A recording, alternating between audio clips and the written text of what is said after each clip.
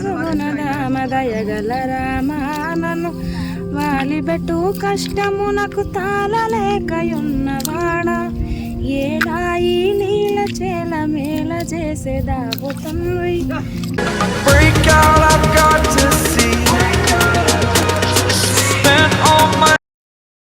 వ్యవసాయం మోజు కాదు, వ్యవసాయం చావు కాదు, గొప్ప వృత్తి.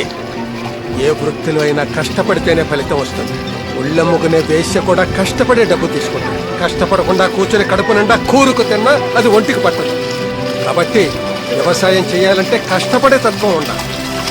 ఒళ్ళొంచి చెమట చిందిస్తే మట్టి పెళ్ళలు కరిగిపోవాలి, నేల పులకరించాలి, విత్తనాలు మొలకెత్తాలి. అది చూసి నీ మనసు చెల్లించిపోతుంది చూడు.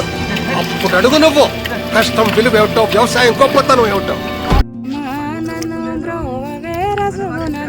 దయగల రామా నన్ను వాలిబెట్టు కష్టమునకు తాళలేకయున్నవాడా ఏలాయి నీల చేల మేల చేసేదావు తండ్రి.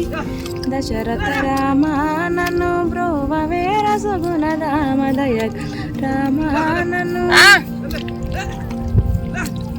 ఉండనైతి కొండ మీద పండనైతి బండ మీద